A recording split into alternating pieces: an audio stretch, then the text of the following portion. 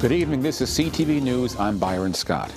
A 17-year-old boy has been charged with bringing a loaded ghost gun onto school property. It happened this morning at a non-traditional program 912 South School in Cheltenham. Investigators say the gun was recovered by security after it fell from a student's waistband in the gymnasium.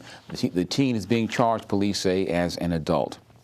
And Prince George's has the second highest number of ex-offenders in Maryland, but they aren't being forgotten. Government entities concerned with their well-being are making a concerted effort to help them. Today, part of that effort was an all-day conference hosted by the U.S. Attorney's Office. It was held in Landover, state and local agencies to provide resources for job training, health and wellness, and juvenile justice. There's a lot of really great work that is happening in the state of Maryland, in Prince George's County as a place that has become a best practice model, and across the country as well. And so in order for us to be able to better improve reentry services for those that are justice involved, we need to be able to come together and talk about problems, but not just problems, the solutions. What is currently going right? What's up on the horizon that can better help individuals and their families coming back home? Reentry, recidivism is not just a public safety matter, it's also a public health matter. This was the inaugural Maryland statewide reentry and justice involved conference. They plan to host this event annually. Well, the Fairmount Heights High School Alumni Association is on a mission. Their goal to preserve the former Fairmount Heights High School that operated from 1950 to 2017. Association members say the facility was the first at Prince George's to provide education to black students through grade 12. Their goal is to make it a museum or a venue for vocational education.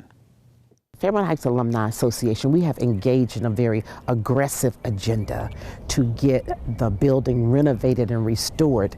There is so much rich history in our school, not only based on the African-American history and knowing that, only African-American students attended, but, you have to encompass what was really going on during that time in terms of segregation and why so many students outside of this neighborhood, as far as Upper Marlboro, who had to come to our school because this was the only black school that they could attend.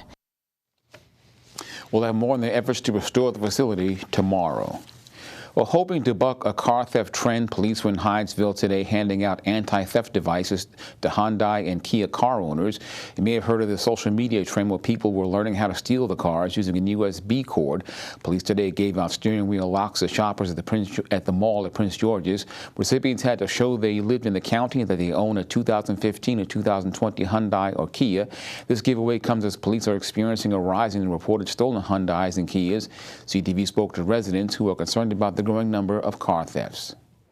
I just found out about the blemish that the Kia has, and if I need to continue to work, then I would prefer to secure the vehicle so that I don't come out and see that my vehicle is gone. It's a trend that's going on right now where Hyundais and Kias are getting broken into very easily, and they can be started very easily. They are targeting that specific model years of Hyundais and Kias, 2015 through 2021. My mom actually has a Kia, so she wasn't able to come, so I came out and got this for my mom, and we appreciate what they're doing. Police gave out 150 of the locks. And police in Montgomery County are asking for the public's help in locating a missing teenager. This is 13-year-old Angie Granado Sorto. She's been missing since Tuesday. Police say she was last seen in the 11,000 block of Lockwood Drive in Silver Spring. Anyone with information on her whereabouts is asked to contact authorities. And you're watching CTV News. I'm Byron Scott. Coming up, getting help as your job search. Looking for a new job in Hyattsville. Stay with us. Stay tuned.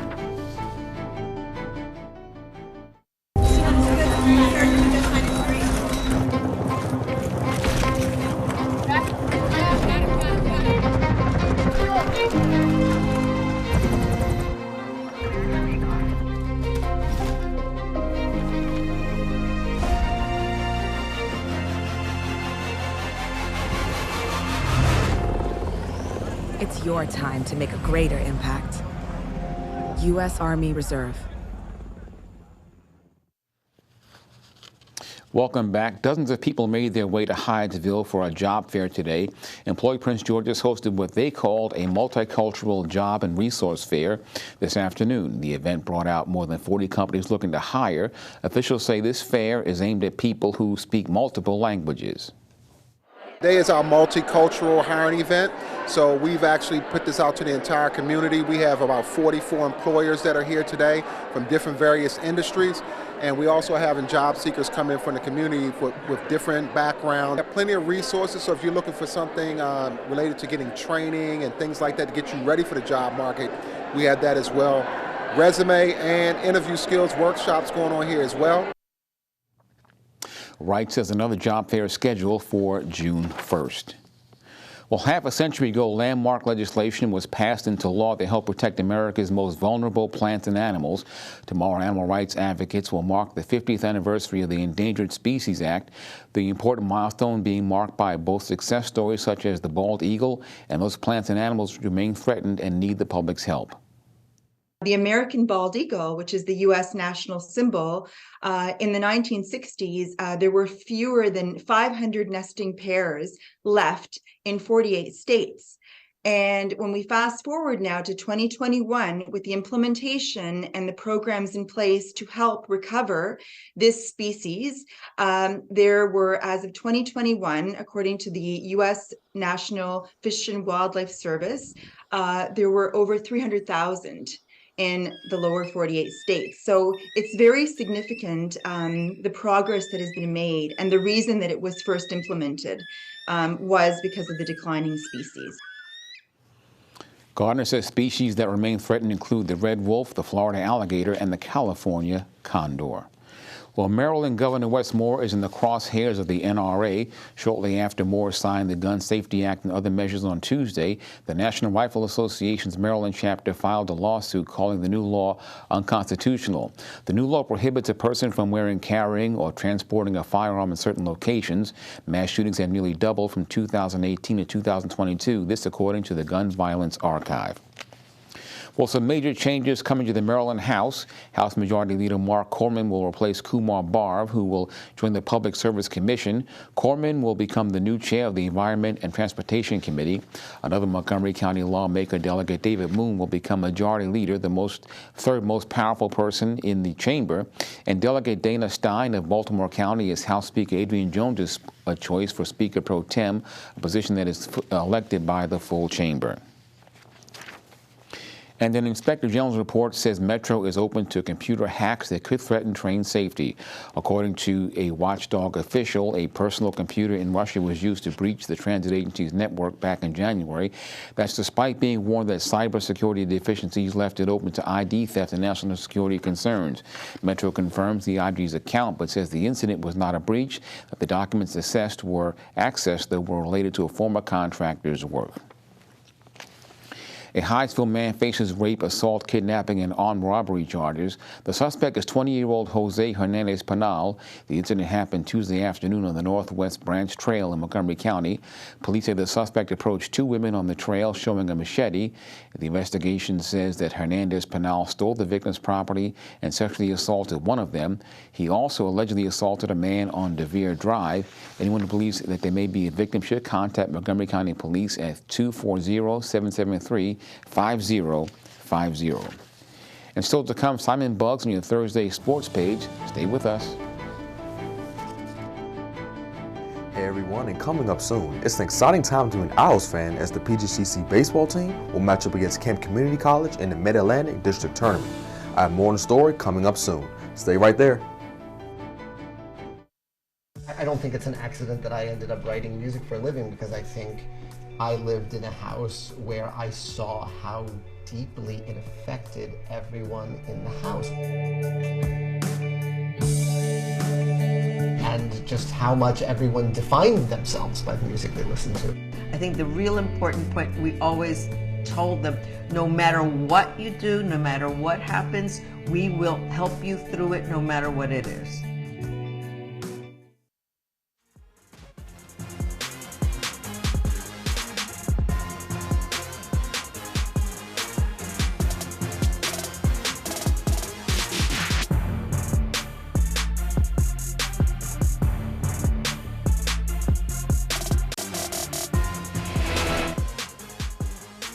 PGCC baseball team will take the diamond tomorrow against Kemp Community College in the D3 Mid-Atlantic District Tournament. The Owls season hasn't gone as planned as they have won just 9 out of 35 games played this season. I got a chance to speak with head coach Jordan Martinez, and he told me what he's seen from the team that he likes despite the poor record, as well as what the team needs to work on prior to tomorrow's matchup. I feel like they stayed together as a team in general. Even though things were bad at one point, they found a way to stay together and even get stronger together during those tough times and those tough losses. Really focus on definitely holding runners on, making sure base runners don't get too much on us so they can't steal bases, and we're definitely brushing up on situational hitting, trying to get that runner in when they're on base. That's not leave them out there. The Owls will take the field against the Hurricanes at 11 o'clock and again at 1 o'clock. Switching to professional baseball, the Nationals were in action yesterday against the Miami Marlins, but they will get handed their 25th loss of the year, losing 4-3. The Nats started the game off well, taking a 2-1 lead in the second inning thanks to a 2-run home run hit by Corey Dickerson. But the Nats will struggle to put more runs together, not scoring again until the 7th inning. Switching to the Birds, the Orioles also played yesterday as they faced off against Los Angeles Angels. They put together back-to-back wins, beating the Angels again, this time 3-1. The Orioles will start the game off slow, not scoring after the first 2 innings. But the Birds' offense will begin to come alive. They scored 1 run in each of the 3rd, 4th, and 5th innings. The Orioles are now 28-15. And that is your Thursday Sports page. Simon Buggs, CTV Sports. Thank you, Simon. It's now time for your pet of the week. His name is Bones. He is a 3-year-old American Bulldog mix. He will fit great in a family-oriented home as he is a very friendly dog. He lived with another male dog, got along very well with the dog.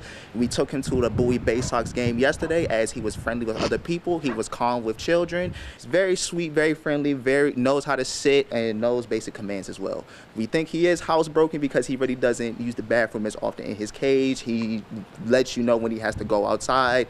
So, yep, overall, he's a very sweet and very friendly dog. So if you want to adopt Bones or any other pet, call the number on your screen. A quick check now at our 3-day weather forecast. Tonight, increasing clouds with a low around 50 degrees. Tomorrow, partly sunny with a high near 72. Tomorrow night, a chance of showers with temps as low as 55. Saturday, rain continues with temps as high as 75 degrees. And Sunday, mostly sunny with temperatures peaking at around 78 degrees. And now for the community calendar, a mental health and fitness expo will take place this weekend at the Sports and Learning Center. Saturday from 10 until 4 p.m. this Saturday. The event will feature several activities to help you maintain and have a healthy and balanced lifestyle. It's being hosted by the Health and Parks Departments and is free to the public. It's in recognition of Mental Health Awareness Month and Fitness and Sports Month. And that's our news for tonight. I'm Byron Scott. We'll see you tomorrow night. Good night.